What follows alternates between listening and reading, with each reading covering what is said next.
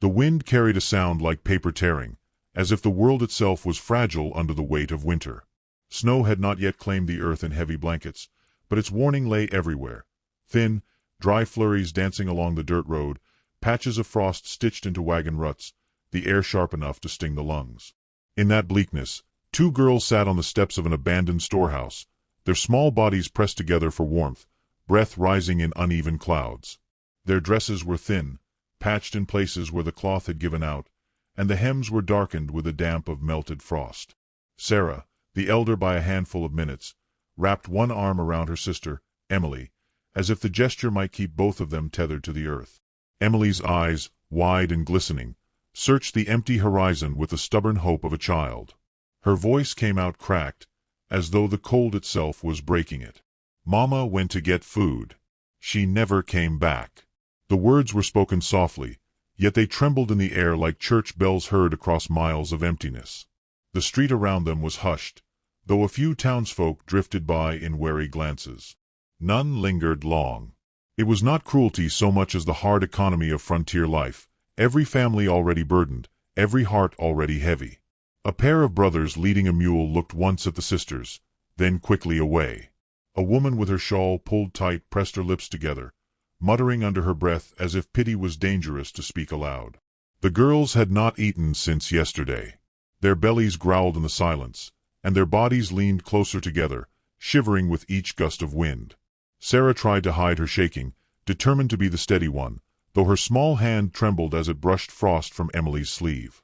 From the far side of the road, a man paused by his horse. Tall, shoulders like beams carved from oak, his face shadowed beneath the brim of a weather-beaten hat. His coat bore dust and snow alike, and his boots had known long miles. Joel Wilson watched the girls with the stillness of a man who had learned patience through silence, through years of solitude. His eyes, gray and steady, softened though his jaw remained firm. He crossed the road slowly, the boards of the storehouse steps groaning as his weight pressed down near them. The sisters stiffened. In these harsh lands, men carried as much danger as salvation, and they had already learned caution.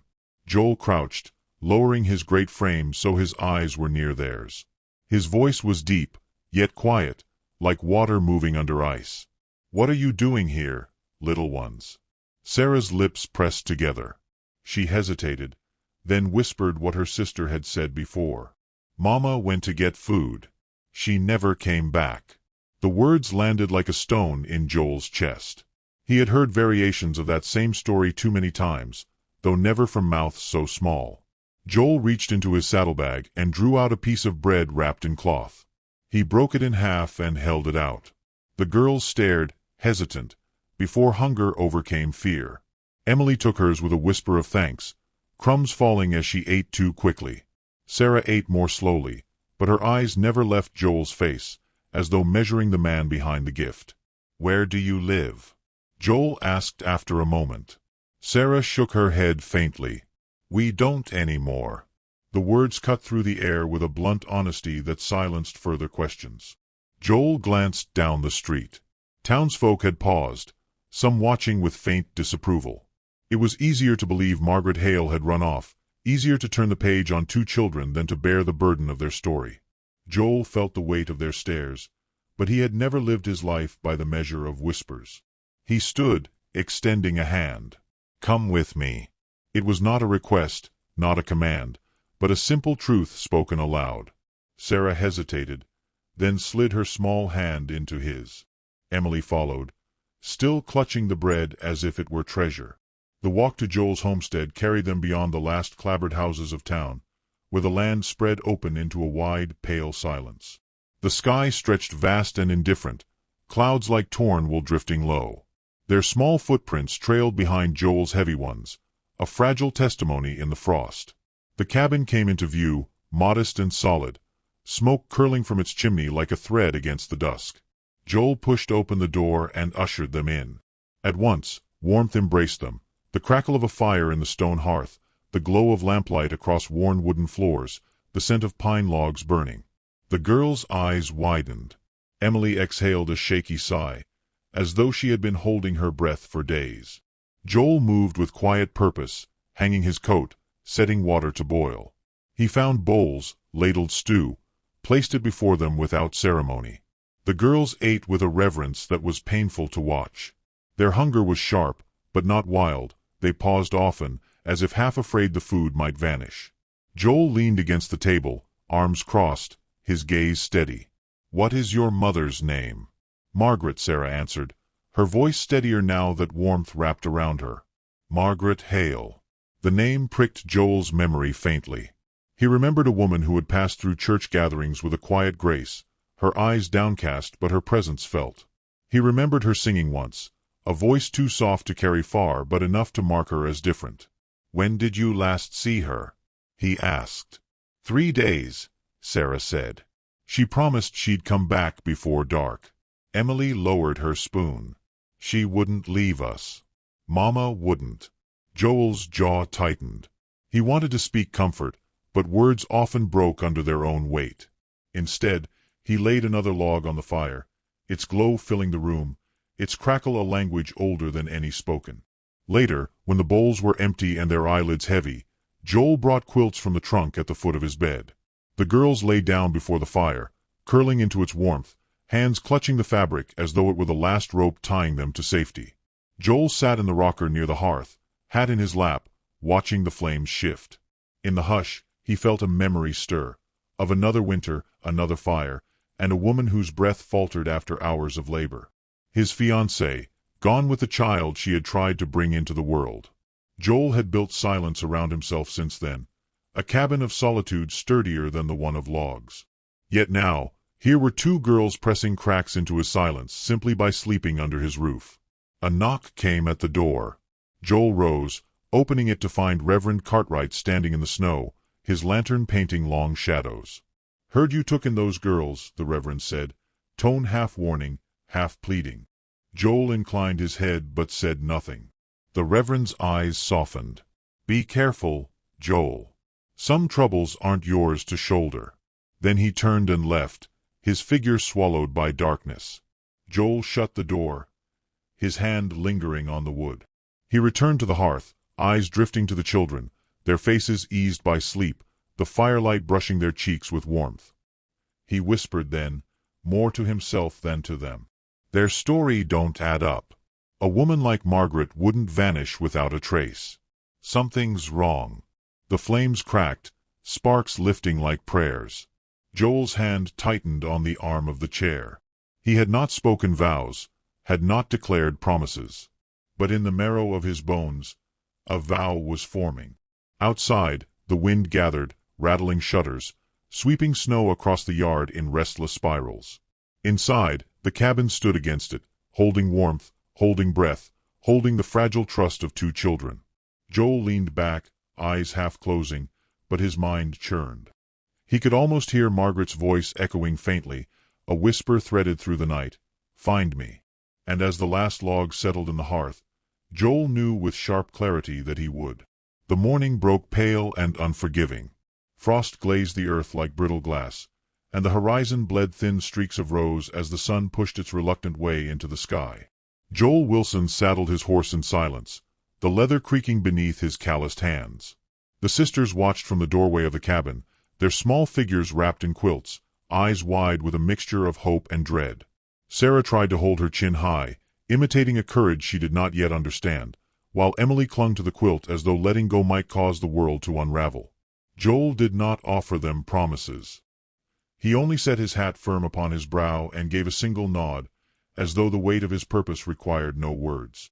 The horse snorted clouds of breath into the frozen air, and within moments he was riding west along the road, his silhouette swallowed by the pale light of dawn. The land stretched wide and silent, a canvas of empty places. Each hoofbeat echoed in Joel's chest like a reminder of the task that lay ahead. He rode first to the trading post, a small clapboard shack where men gathered for supplies and stories. Inside, the air smelled of tobacco and stale flour. A pair of trappers leaned against the counter, their beards crusted with frost. Joel asked in his low voice if any had seen Margaret Hale. The name stirred little more than shrugs. One man muttered that she was a fool for walking alone. Another spat into a tin pail and said some women weren't cut out for this life. Their words carried no malice, only the careless hardness of men accustomed to loss. Joel felt anger rise but pressed it down.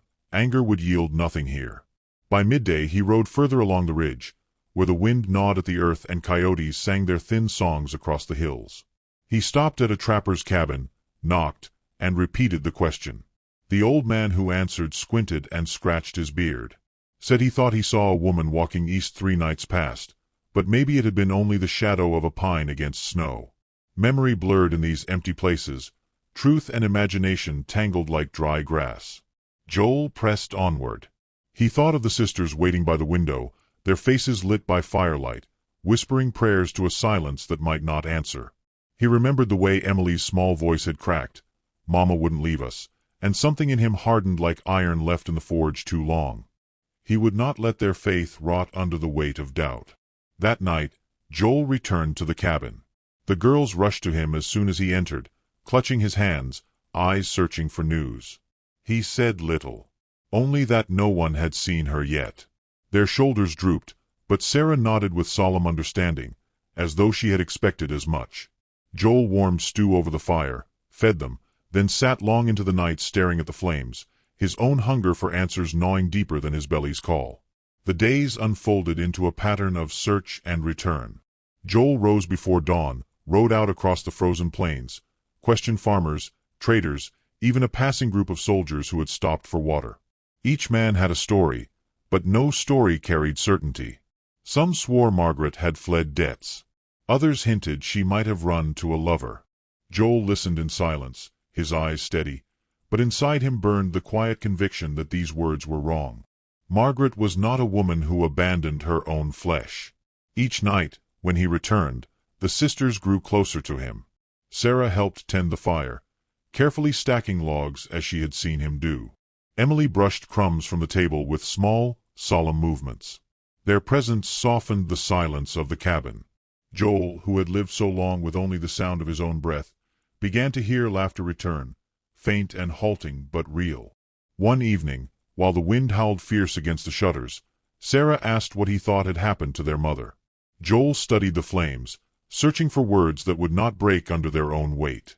"I think something kept her," he said at last. "But she did not choose it." Sarah absorbed this in silence, her small face lit by firelight.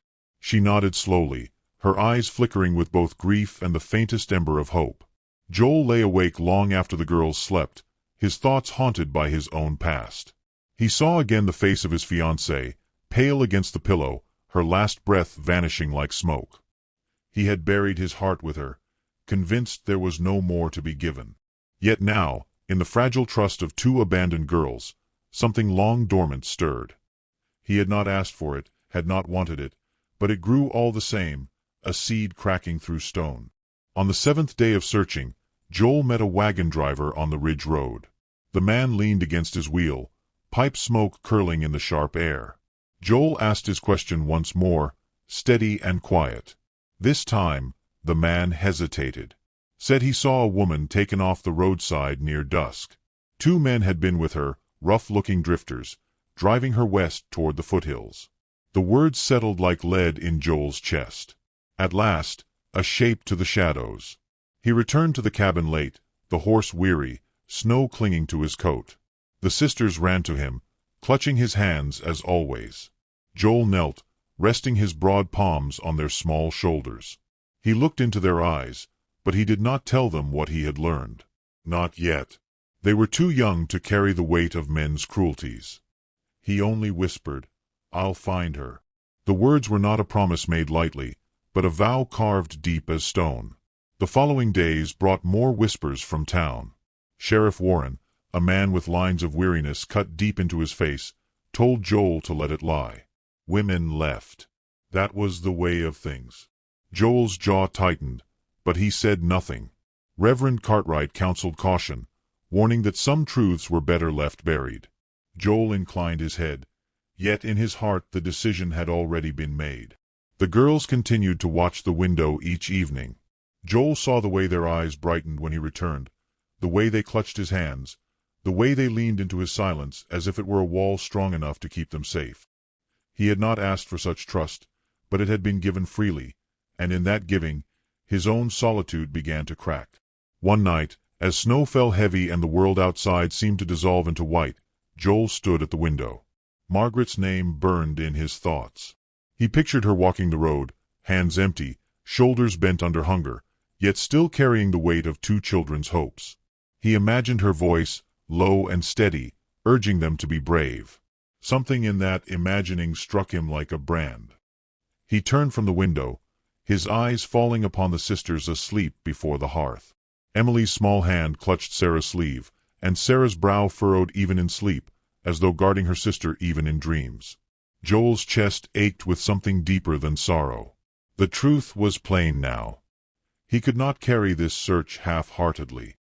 He could not rest until he found her. Margaret was not only a mother lost.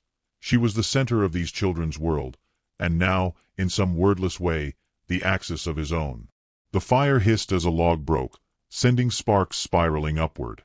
Joel leaned close, whispering into the flames as though speaking to a witness. "I'll find her." The words were quiet, but they carried the weight of oath. Outside, the night deepened. The wind howled across the empty places, sweeping snow over wagon tracks, covering every sign of struggle. Yet Joel's resolve did not waver.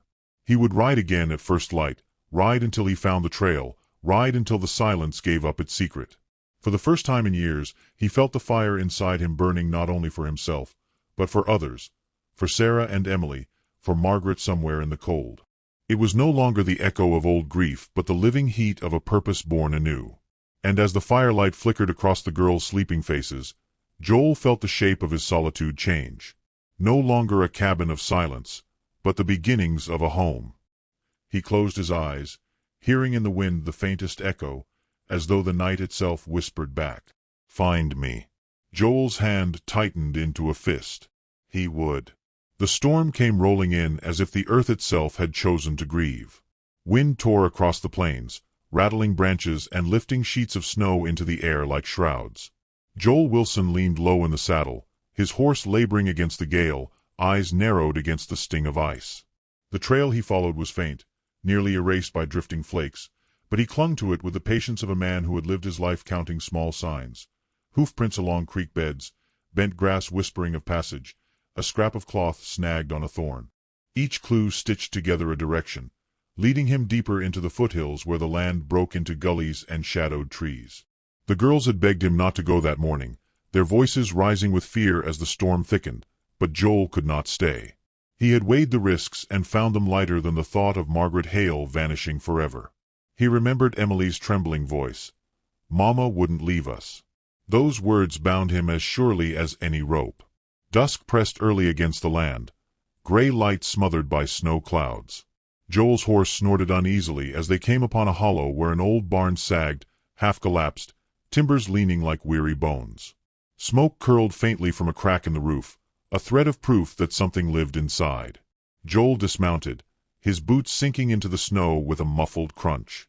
The air smelled of wet wood and the acrid bite of unwashed bodies. He moved forward with slow, deliberate steps, revolver heavy at his side though he had no wish for violence. From inside the barn came a low murmur, voices rough with laughter, and another sound beneath it, a cough sharp and muffled. Joel's chest tightened. He pushed the door wide with a single motion. The hinges shrieked, the sound cutting through the storm. Inside, two drifters startled from their place by the fire. One sprang up, hand at his belt, eyes mean with surprise. The other froze, a bottle halfway to his lips. Joel's voice was quiet, but carried the weight of iron. "Leave her." The firelight spilled across the far wall, revealing her. Margaret sat slumped against a post, wrists bound with rope, hair tangled and face pale beneath smudges of dirt. Her dress was torn at the hem, bare feet raw against the frozen ground. Yet her eyes lifted at the sound of Joel's voice, and in them burned a fierce, stubborn flame. The first drifter sneered. "Who the hell are you?" Joel's revolver cleared its holster in a motion smooth as breath. The man hesitated, curse breaking on his lips. The second set the bottle down slowly, raising his hands with mock surrender. Joel's gaze never wavered. "Take your filth and leave." For a long moment the storm outside filled the silence, rattling the roof. Then, with mutters and curses, the men backed toward the door. One spat near Joel's boots, but his eyes betrayed unease. They shoved into the night, swallowed by wind and snow. Only when their footsteps vanished did Joel lower the revolver. He crossed the space in 3 strides, kneeling beside Margaret. The ropes had cut angry welts into her wrists. Joel's knife made quick work of them, the fibers falling away like shed skin. She sagged forward, and he caught her gently, wrapping his coat around her shoulders. Her body shivered violently, but her voice came steady through chattering teeth. "I didn't run." Joel looked into her eyes, saw the truth there, and nodded once. No need for more words. He lifted her carefully, cradling her weight against his chest, and carried her out into the storm. The ride back was slow, snow-blinding, Margaret weak in the saddle before him. She leaned against him, each breath shallow but steady, as though sheer will kept her tethered to life. Joel kept one arm wrapped around her, the other guiding the reins. The storm seemed endless, but he pressed on, each mile a vow unspoken. By the time the cabin came into view, its windows glowing faintly through the snow, Margaret's strength had nearly broken. Joel dismounted quickly, lifting her once more and pushing the door open with his shoulder. Warmth rushed to meet them. The sisters cried out, rushing forward. "Mama!" They clung to her with desperate sobs as Joel laid her down near the fire. Margaret's hands shook as she gathered them close, pressing kisses to their hair, whispering apologies that cracked like glass. "I tried. I couldn't. Forgive me." Sarah shook her head fiercely. "You came back. That's all." Emily buried her face against her mother's chest, trembling. Joel stepped back, giving them space, his broad frame cast in shadow by the firelight. He stood long in silence, watching the reunion as if it were something sacred he had no right to disturb. Yet Margaret's eyes sought him even as she held her daughters, gratitude burning in their depths, and something else, a fragile recognition, the beginning of trust. In the days that followed, Margaret began to mend. Her wrists healed slowly beneath clean cloth bandages Joel tied with careful hands. She moved about the cabin with quiet determination, insisting on helping despite her weakness. She mended torn clothes, milked the cow with shaking fingers, swept the floor while her daughters sang at her side. Joel saw the strength beneath her fragility, a resilience forged in silence and suffering. She did not complain, did not speak of what had been done to her, yet her eyes sometimes grew distant when the wind howled too fiercely, as though remembering chains that no longer bound her wrists. Joel never pressed her. He understood silence better than most, and he knew healing came not from forcing words, but from letting them rise when ready. The town, however, was less forgiving. Whispers carried on the cold air. Margaret had been ruined. Margaret had abandoned her children. Margaret was not fit to raise them. Joel heard these words when he rode in for supplies, spoken with the careless cruelty of people who needed to make sense of what they could not understand. Sheriff Warren told him flatly that trouble would follow if he kept sheltering her. Reverend Cartwright prayed with heavy sighs, hinting that Joel's kindness might brand him a fool. Joel bore their words without reply, but each whisper deepened his resolve. When he returned home each night and saw Margaret humming softly as she braided Emily's hair, or Sarah leaning against her shoulder with sleepy trust, he knew the truth none of those voices could touch. One evening, as dusk painted the sky in bands of gold and ash, Margaret stepped onto the porch. The lantern beside the door glowed against her profile, outlining the curve of her cheek. The softness returned to her eyes. Joel watched from inside, silent, his hand resting against the window frame. She looked out across the snow-covered fields as though searching for something just beyond sight, then closed her eyes and breathed deeply, as if relearning the feel of freedom. Joel's chest tightened with an ache he could not name. He turned away before she noticed, his heart heavy with something he had long buried but now found rising, an unasked longing, fragile and dangerous. That night, after the girls had gone to sleep, Margaret lingered by the fire. Joel sat in the rocker, boots heavy on the floorboards. She did not speak at first, only let the firelight flicker across her hands, still scarred but healing. Then, in a voice almost too soft to hear, she said, "You didn't have to come for me." Joel looked at her, his eyes steady. "I did." Her gaze wavered, then dropped, tears gathering though none fell. "Thank you," she whispered, words rough with weight. Joel inclined his head, saying nothing more. Sometimes silence spoke the truth better than any speech. Days stretched on, winter deepening, the cabin a small island of warmth against the vast cold. The girls laughed more freely now, their voices carrying like music. Margaret's strength returned in fragments, each one pieced together by resilience and the quiet steadiness Joel offered without condition. Yet shadows lingered. Margaret knew the whispers that drifted through town. She felt the stares, the judgment that clung to her like smoke. One morning, she asked Joel if people believed she had left her children. His silence told her the answer. Her hands tightened, knuckles white, but she said nothing more. Still, Joel saw the shame flicker across her face, saw how she bowed her head at church though she had done nothing to deserve the weight of such scorn. His jaw clenched, but he remained silent. He would defend her if pressed, but he knew her dignity needed no performance, only steady ground beneath her feet. One evening, after the girls were tucked into bed, Margaret stepped outside once more. The storm had passed, leaving the world bathed in moonlight, snow sparkling like scattered glass. She stood at the edge of the porch, breath rising in clouds, hands clasped before her. Joel joined her quietly, his presence a shadow at her side. For a long while neither spoke. The night was vast, the silence alive with unspoken things. At last, Margaret's voice trembled against the cold. "I thought I'd never see them again." Joel's gaze remained on the horizon, where the moon rose over the trees. "You're here now." She turned to him then, her eyes shining with something fragile and fierce.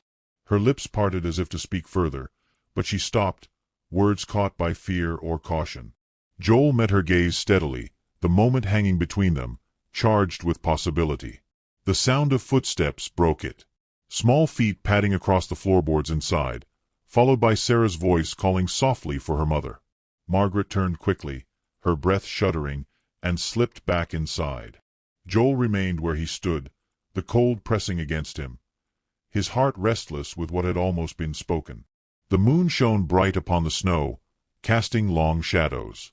Joel felt the storm had only shifted shape, that though Margaret was free of chains, other battles waited at their door. And as the wind stirred the trees, Joel knew with unshakable certainty that the drifters were not finished. The morning broke in silence, a hush so deep it felt as though the world itself held its breath. Snow lay heavy across the ranch yard, blanketing fence posts and wagon wheels, muting every sound except the low creak of Joel's boots on the frozen boards of the porch. The sky was the color of ash, pale light struggling to pierce the veil of storm that hung above. Inside the cabin, Margaret tended the fire, her daughters pressed close, their laughter subdued but alive. The warmth of that scene burned in Joel's chest as he harnessed his horse.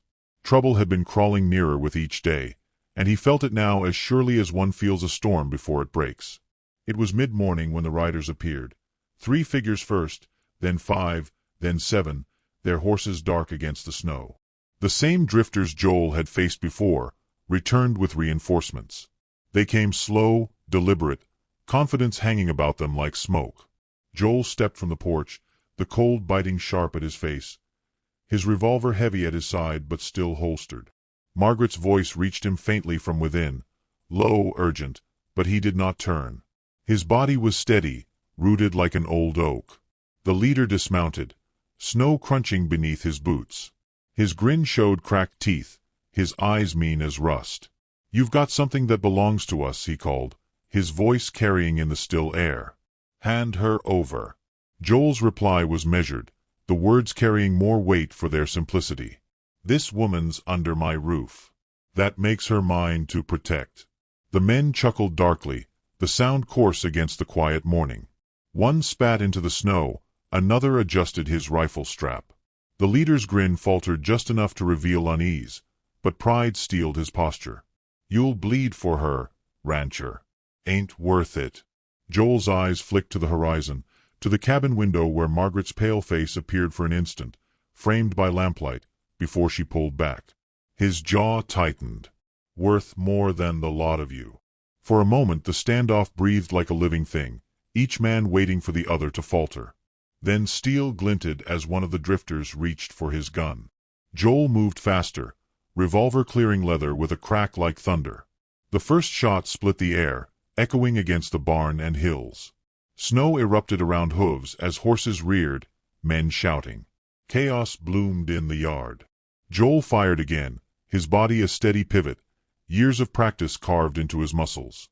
A bullet ripped through his coat sleeve, grazing flesh, hot pain searing through the cold, but he did not falter.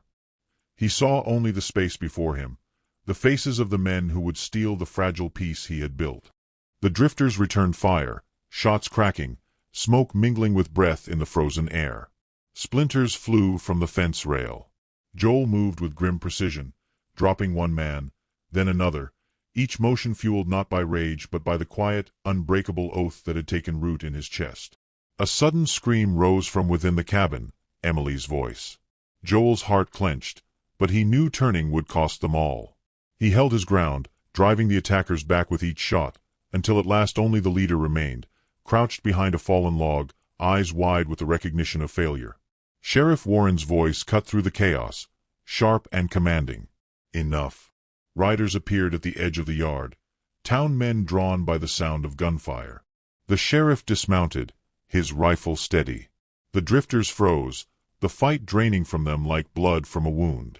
One by one, they fled into the storm, leaving their dead behind, the leader cursing as he spurred his horse away. Joel stood in the stillness that followed, smoke curling from his revolver, blood dripping from his arm into the snow. His chest rose and fell with the weight of breath, but his eyes remained steady, fixed on the cabin door. It opened then, and Margaret rushed out, skirts brushing snow, her daughters clinging to her hands. She dropped to her knees beside Joel, her fingers trembling as they pressed against the wound. Her eyes burned with tears that cut clean tracks through the dirt on her cheeks. "No man has ever stood for me," she whispered, her voice raw with disbelief and gratitude. Joel's lips curved faintly, though his voice was hoarse. "Then I'll find her and marry her. You're mine." The words were not a claim, but a vow spoken with the weight of all he was. Margaret's breath caught, her hand tightening against his. The sheriff approached slowly, his face grim but softened by something like respect. He looked at Joel, then at Margaret, then at the children pressed close. His sigh carried the sound of resignation. "Guess it's settled, then. The law won't take her from you." He turned back toward his horse, his men following in silence, leaving the yard quiet once more. Snow began to fall again, soft and steady, as if the storm itself had grown weary of violence. Margaret bound Joel's arm with strips torn from her apron, her hands firm despite their shaking. He watched her in silence, the pain dulled by the sight of her face so near, her daughters safe against her side. Days passed, the snow slowly melting into spring. The cabin mended its silence, laughter growing stronger within its walls. Margaret moved with renewed strength, her daughters' faces bright with the security they had thought lost. Joel's wound healed under her care, the scar a mark of the stand he had taken. One afternoon, Reverend Cartwright came to the ranch. The porch had been swept, the windows bright with lamplight, the air carrying the scent of wild blossoms breaking through thaw. Joel stood with his arms still bound, Margaret beside him, her daughters holding small bouquets of flowers plucked from the field. The Reverend's voice was solemn yet kind as he joined their hands, the vows spoken quiet but steady, carrying not only to those who stood there but to the memory of every silence they had endured. Margaret's eyes brimmed with tears as she whispered the words, her daughters smiling through theirs, and Joel's gaze held hers as though nothing else existed. When the vows were done, the Reverend closed his Bible with a quiet snap, blessing them with a nod. The porch glowed golden in the light of evening. Margaret, in a simple white gown, stood with her daughters gathered close, Joel's hand resting firm against hers. The cabin behind them no longer felt like a shelter against loneliness, but a home built from the ashes of grief, forged in the fire of survival. As the sun sank, the narrator's voice rose soft and steady, carrying the truth of the tale. Sometimes the world whispers that we are abandoned, that no one will come. But there are hearts that refuse to let go, hands that will search until they find us. Love is not loud. It is steadfast. It endures storms and whispers chains into silence. The lantern on the porch flickered to life, its glow warm against the snow. Inside, laughter swelled again, fragile once, now strong, echoing into the night. And as the stars broke open across the sky, The story closed not in thunder but in quiet triumph, the kind that lingers like embers in the soul. Before you go, tell me where in the world you're watching from, so that around this fire, across oceans and years, we may share one story together. And don't forget to like and subscribe for the next tale waiting in the snow.